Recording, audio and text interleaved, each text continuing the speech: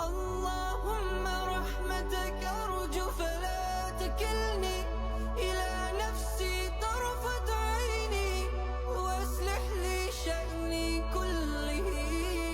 Assalamualaikum warahmatullahi wabarakatuh. Selamat sore nih teman-teman ya. Pulang dari rumah orang tua, kita sambil cerita tentang kelanjutan ya. Ketiga tentang seri perjalanan studi doktoral di Taiwan. Untuk rekan-rekan ketahui ya bahwa sebetulnya ada kekhawatiran ketika saya mau sharing tentang hal ini. Khawatirnya ada sombongan atau mungkin ada oversharing gitu ya. Tapi di sekolah anak saya itu ada kajian keluarga setiap beberapa bulan sekali. Yang terakhir itu menyampaikan bahwa tentang rukun nikmat ya. Rukun nikmat itu ada 3. Yang pertama, mengakui nikmat itu.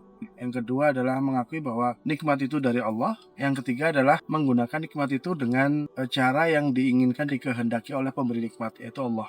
Nah, dalam konteks ini rekan-rekan sebenarnya ingin cerita tentang proses studi ya, Taiwan, ceritanya gitu ya. Tapi setelah di screening, filter gitu, semoga apa yang saya sampaikan itu tetap bermanfaat gitu, bukan sekedar oversharing saja gitu ya. Jadi di bagian pertama saya sudah ceritakan bagaimana proses pendaftarannya ya, bagaimana ceritanya untuk bikin proposal sampai daftar kampus dan beasiswanya. Di bagian kedua tentang kontrak S3, karena saya melihat ya berkaitan dengan rukun nikmat tadi ya rekan-rekan. Alhamdulillah kesempatan untuk bisa studi di Taiwan itu bagi saya adalah nikmat dan saya mengaku itu dari Allah ya.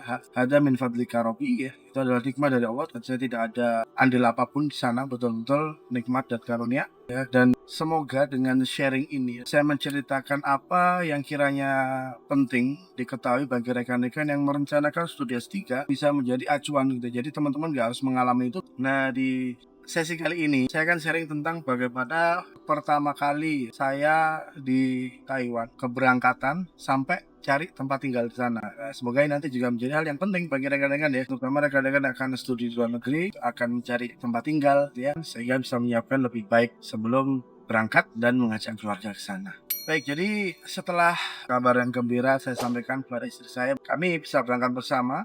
Saat itu istri juga sudah selesai ya, tinggal nunggu wisuda. Beliau stay tinggal di Jakarta di kosan saya sampai menunggu hari H keberangkatan. Kita sudah mulai siap-siap ya. Kalau saya beres-beres kantor juga, barang-barang di meja itu sudah diberesin, dikasihkan ya. Di situ kami mulai langsung survei. Survei pertama adalah tiket pesawat. Yang kedua adalah tempat tinggal di sana nanti. Dari International Student Affair itu memang memberikan tawaran beberapa tempat untuk kos. Maksudnya gini, jadi sebetulnya di kampus saya itu memberikan fasilitas dormitory atau asrama. Tapi di asramanya itu tidak boleh membawa pasangan. Nah, maka dari itu kita diminta untuk cari sendiri tempat tinggalnya. Dan menariknya adalah dari kampus sana itu sudah mempunyai list ya, data-data landlord gitu kayak ibu kos ya yang punya kontrakannya. Jadi kayak mereka punya kayak aplikasi, terus ada petanya, ada titik-titik di mana mahasiswa-mahasiswa NTUA itu biasanya ngekos di sana. Ada yang bisa di chat ya dari aplikasi itu, ada yang nggak bisa. Tapi kami sudah list ya. Ada beberapa tempat yang menjadi potensial, mulai dari deket kampus, deket stasiun. Jadi teman-teman kalau sudah mulai keterima di negara tertentu bisa mulai follow namanya PPI. Persatuan Pelajar Indonesia. Persatuan Pelajar Indonesia itu bisa macam-macam, setiap negara itu ada PPI Taiwan, berarti dia di Taiwan. Persatuan Pelajar Indonesia di Jerman, PPI Turki, PPI Belanda dan segala macam itu. Itu kita bisa tanya di sana. Kan biasanya di Instagramnya ada ya siapa ketuanya. Saat itu saya juga tanya ya ke DM ke sana, ke beberapa rekan-rekan, dan qadarullahnya di kampus saya itu belum ada yang Indonesia, atau ada pun S1 sebetulnya. Kita tidak punya kontak itu dan tahunya cuma di daerah-daerah Taipei, karena yang banyak itu di NTUST di Taipei situ. Kami sudah list. Nah sekarang PR-nya tinggal berangkat nih. Ketika berangkat itu kan pasti kita juga berpikir ya tiket pesawatnya seperti apa ya, karena itu juga menjadi hal yang tricky. Kalau memang ini adalah kesalahan, semoga Allah ampuni gitu ya. Tapi saat itu saya memberikan tawaran ya, alhamdulillah trilogi itu sangat memahami, memberikan uzur gitu ya. Karena pastinya meskipun dalam kontrak perjanjian di kampus itu sudah ada kesepakatan bahwa akomodasi transportasi pesawat itu akan dibayarkan oleh kampus sebagai bagian dari poin-poin kesepakatan itu, tapi kan kampus terus nggak akan mau tahu gitu bawa istri apa enggak. Tapi mungkin teman-teman bisa jadikan itu negosiasi ya. Maksudnya sebagaimana yang saya jelaskan di video sebelumnya, kalau memang tugas belajar kampus itu akan memfasilitasi kita biaya SPP-nya, biaya hidup, sama biaya transportasi dan akomodasi. Kalau itu tugas belajar. Nah, kalau kita dapat beasiswa berarti kan kampus yang harusnya membayar 100%, dia tidak harus membayar SPP. Jadi kan elemen SPP sudah sangat turun drastis. Jadi Anda bisa nego, boleh nggak elemen SPP yang terus drastis itu dipakai untuk biaya transport aja, saya dan keluarga. Saat itu cuma saya gitu ya. Saya tidak kepikiran, dan karena saya masih takut-takut juga ya, kayak sudah difasilitasi banyak, masa mau minta tiketnya istri juga gitu ya. Tapi kalau saran saya sih mungkin bisa disampaikan saja gitu kan, negosiasi gitu ya. Siapa tahu boleh, karena saya dulu nggak nyoba. Tapi yang terjadi dulu adalah akhirnya alhamdulillah qadarullah Allah memberikan saya itu ilham untuk membuat satu pendekatan itu seperti ini rekan-rekan. Jadi kalau penerbangannya biasanya kalau mengakses dana yang sudah disepakati itu, saya akan diminta proposal dulu. Maka dari itu di proposal itu saya tulis, kita riset dulu harga tiket pesawat, dan kita tahu ada yang paling mahal, maksud yang paling mahal itu ya, yang paling efisien lah ya, mungkin sehari nggak harus transit langsung datang gitu ya, itu berapa juta. Sama yang paling nggak efisien, maksud nggak efisien itu ya, kan ada beberapa maskapai itu yang dia harus transit dulu, dan transitnya itu bisa sampai 12 jam gitu ya, sehari gitu ya, itu yang nggak efisien tapi biasanya murah. Maka dari itu dalam proposal itu, dan saya juga sampaikan secara personal ya Pak, waktu itu yang ngurusin proposal itu di keuangan itu ada Pak Budi, alhamdulillah semoga Allah jaga beliau. Saya sampaikan bahwa Pak, ini kalau tiketnya idealnya itu sekian Pak, katakanlah 10 juta. Terus saya bilang, boleh nggak Pak, kalau saya ambil yang paling murah sama istri saya, tapi ini nggak terlalu nyaman Pak, tapi lama, pasti akan delay transit segala macam,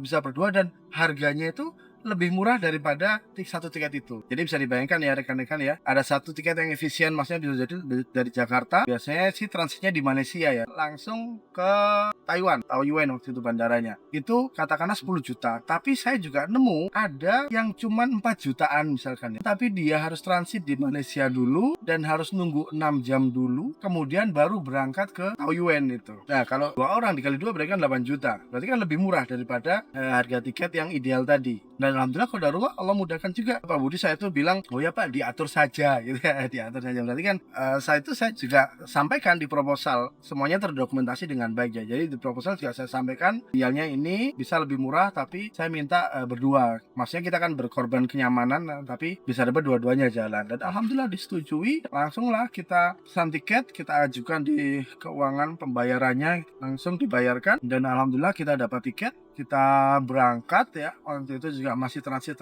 di Malaysia ya, beberapa jam kita oper pesawat, dan alhamdulillah yang waktu itu murah efisien ya, sampai Taiwan itu biasanya jam 12 malam. Saya sama istri saya ya masih polos berdua gitu ya, masih dengar orang ngomong Cina ya, kita masih ngiru-niru gitu ya, wong sing cong seng seng, kita kan di tengah-tengah orang Cina gitu. Iya, alhamdulillah kita ketika pramugari atau pilot menyampaikan bahwa sebentar lagi kita akan mendarat di Taiwan, kita bisa melihat lampu-lampu indah gitu ya dari atas kota Taoyuan itu, gelap-gelip.